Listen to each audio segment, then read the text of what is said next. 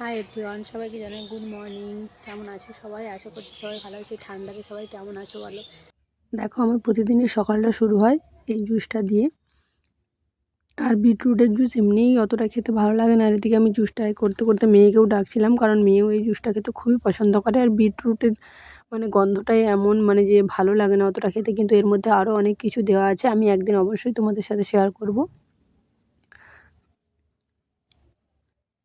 যে বড়রাই বিটরুটের জুস খেতে অতটা ভালোবাসে না, আর বাচ্চারা তো দূরের কথা, কিন্তু আমার মেয়ে এই জুসটা আমি প্রতিদিন খাই। ও আমার সাথে সাথে খেতে খুবই পছন্দ করে। আর এই বিটরুটের জুস খাওয়া যে কতটা ভালো শরীরের পক্ষে সেটা তো সবাই জানো। এই দেখো, মেয়েও এখানে খাচ্ছে। দেখো, ওর মুখের মধ্যে একটু বিরক্ত বোধ নেই যে ওটা খাবে না বা কিছু। খেতে এতটাই ভালো লাগে যে এমনিই খেয়ে নেয়।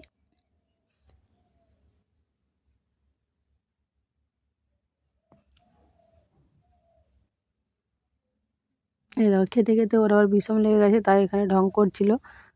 এই দেখো, ও আবার ওকেও দিতে হবে। আর সকালবেলা এরকম একটা জুস খেলে এমনিই মুড ফ্রেশ হয়ে যাবে, তারপরে এমনিই তোমার কাজ করতে ইচ্ছে করবে। আমাকে দেখো, শোল মাছটা কেমন ধরেছে দেখো। শোল মাছটা কিন্তু একদম পুরো জ্যান্ত। এই দেখো, ওকে জ্যান্ত বলেই তো ওকে ধরছি। হ্যাঁ, ভয় লাগছে না? আর এই দেখো, আমি মাথাটাও খেলতে অনেক ভালো। আর সকাল সকাল কিন্তু আমাদের এখানে মাছ বিক্রি করতে চলে এসেছিলো, তাই এখানে মেয়ে দেখো শোল মাছটা জ্যান্ত বলে শোল মাছটা ওরই জন্য নিয়েছিলাম, আর এখানে কাটা পোনাও নিয়েছিলাম। দিয়ে আমি তো অনেক বছর মাছ কাটিনি, এখানে মাছ কাটতে বসে গেছিলাম। আর আমার মুখটা দেখেই বুঝতে পারছি যে কতটা বিরক্ত লাগছে, কিন্তু বলে না, বাড়ির বউ করতে তো হবেই। এখানে মেয়ে দেখো, ও শোল মাছটাকে নিয়েই ব্যস্ত। মাছটা জ্যান্ত, ও ওটাকে নিয়ে মাছটা যত ছটফট করছে ও তত এ করছে। আর মাছ কাটতে এমনি আমি ভালোবাসতাম, কিন্তু অনেক বছর মাছটা যার কাটা হয়নি বলে সেই জন্য এখন হয়তো একটু বিরক্ত লাগে, কারণ কেমন কীরকমভাবে কাটবো ওটাই ভাবি। কিন্তু শাশুড়ি মা বলে দিয়েছিল যে এরকমভাবে কাটবে, তাই একদম যে পারি না বলবো না, কাটতে পারি, কিন্তু অনেক দিন কাটিনি, সেই জন্য একটু কেমন কেমন লাগছিল। তারপরে এখানে দেখো, পোনা মাছটা আমি কেটেই নিচ্ছিলাম। আর পোনা মাছটা তো আমি কেটেই নিয়েছি, কিন্তু এই শোল মাছটা কাটার সময় আমার একটু ভয় লাগবে, কারণ শোল মাছটা জ্যান্ত, আর মাছগুলো এমনিই একটু হরহরে টাইপের হয়, তো সেই জন্য আরও আমার একটু ভয় লাগে। এই দেখো, এখানে পোনা মাছটা পুরো কাটা কমপ্লিটই হয়ে গেছে। এই দেখো, তারপরে এবার আমি এই দেখো, শোল মাছটা এমনিই জ্যান্ত আছে, তার উপরে আবার শোল মাছ একটু বড্ড বেশি হরহরে টাইপের, সেই জন্য এই মাছটা কাটতে একটু বেশি ভয় লাগে, কারণ সেই সাপের মতো কেমন একটা লাগে, সেই জন্য।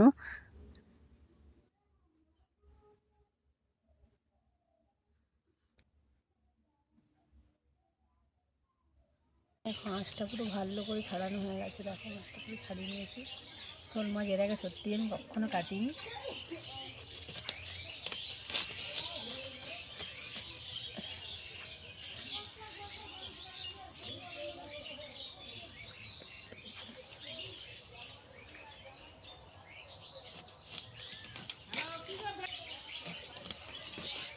আর সবাই বলে যে বাচ্চাদেরকে এরকম শোল মাছ বা শিঙি মাছ, এইসব জ্যান্ত মাছ খাওয়ালে খুব ভালো, সেই জন্য মেয়ের জন্য এটা নিয়েছিলাম। এই দেখো, এখানে মাছ কাটা একদম পুরো কমপ্লিট হয়ে গেছে।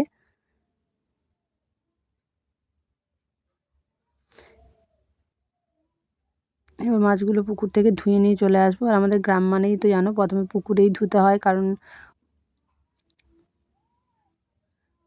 পুকুরে ধুয়ে নিয়ে এসে আবার এখানে ভালো জলে বাড়িতে ধুয়ে নিই। এই দেখো, আমি পুকুরে চলে এসেছিলাম মাছ ধোয়ার জন্য।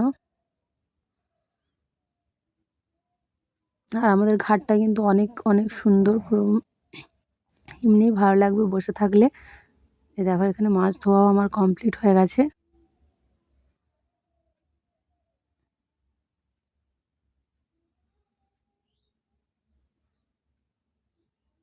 আমাদের বাড়িতে কিন্তু শোল মাছ কেউ খায় না, শুধু মেয়ের জন্যই শোল মাছটা ফাইনালি নেওয়া হয়েছে। আর দেখো, এদিকে তারপর চলে এসেছিলাম একদম গাছে বেগুন তোলার জন্য। বেগুন কি বলবো, বেগুন ভাজা খেতে খুব খুব ভালো লাগে। আর বাড়িতে এরকম বেগুন হলে তো কোনো কথাই হবে না। অনেকে আবার বলে বেগুনে কোনো গুণ নেই, তাই বেগুন খেয়ে লাভ নেই, কিন্তু যারা খেতে পছন্দ করে তাদের তো খুবই ভালো লাগে, আমারও খুব খুব ভালো লাগে। আর দেখো, এই বেগুনটা কিন্তু পোকা হয়ে গেছিলো, সেই জন্য শাশুড়ি মা বললো ওটাও তুলে নাও, তাই ওটাও আমি তুলে নিয়েছিলাম। এই দেখো এখানে 2টো বেগুন তুলে নিয়েছিলাম। আর আমাদের বাড়িতে তো একদমই অল্পজন মানুষ, তারপরে এখানে শাক আর বেগুন মানে শাক ভাজা করব বলে শাক তুলেছিলাম, আর এখানে বেগুন নিয়েছিলাম, বেগুনও ভাজা করব বলে। তারপর দেখো এখানে আমি শাক আর বেগুনগুলো মানে কাটতে বসে পড়েছিলাম।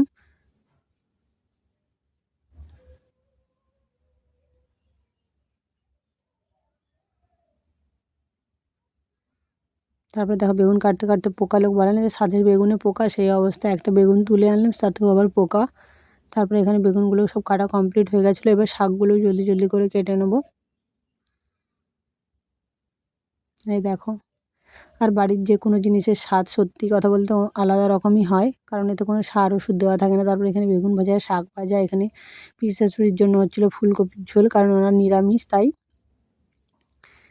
তারপর আমাদের বানাবো হচ্ছে মাছের ঝোল। আর তার আগে আমি দেখো এখানে মানে ধনেপাতা তুলতে গেছিলাম। ধনেপাতা গাছগুলো কত সুন্দর দেখো, আর এরকম জমিনে টাটকা টাটকা ধনেপাতা হলে এমনি তরকারির টেস্ট বেড়ে যাবে।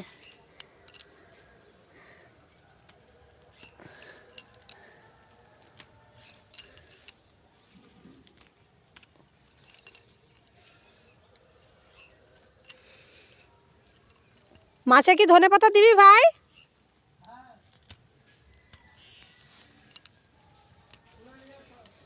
তুলেছি। আর এদিকে দেখো তারপরে এখানে সব মানে মাছের ঝোলের জন্য সব কিছু কাটাকাটি করে নিয়েছিলাম। আর এদিকে দেখো মাছগুলো, আর এখানে কড়াইতে তেল গরম বসিয়ে দিয়েছি। আর শোল মাছ 2 পিস নিয়েছিলাম, ওটা মেয়ের জন্য শুধু ভাজা হবে, আর আমাদের তো কাটা বোনা হবে। দেখো এখানে মাছটা ভেজে নিচ্ছিলাম, আর নিরামিষ সবজিগুলো করে আগেই সরিয়ে নিয়েছি। তারপর দেখো এখানে পোনা মাছগুলো ভেজে নিচ্ছিলাম। তারপর আর কোনো ভিডিও ক্লিপস নেওয়া হয়নি। তারপর আমরা দুপুরবেলায় খাওয়া দাওয়া সবাই কমপ্লিট করে সবাই গেছিলাম, আমি পিসি শাশুড়ি সবাই গেছিলাম মাঠের দিকে। আর আমার ভিডিওগুলো তোমাদের কেমন লাগে অবশ্যই কিন্তু কমেন্ট করে বলবে। যদি ভালো লাগে অবশ্যই চ্যানেলটা ফলো করবে, সাবস্ক্রাইব করবে সবাই। অবশ্যই ভিডিওগুলো বেশি বেশি দেখবে। আর এদিকে দেখো আমরা মাঠে কিন্তু গিমা শাক তুলছিলাম, আমি আর ওদিকে শাশুড়ি মা তুলছিল।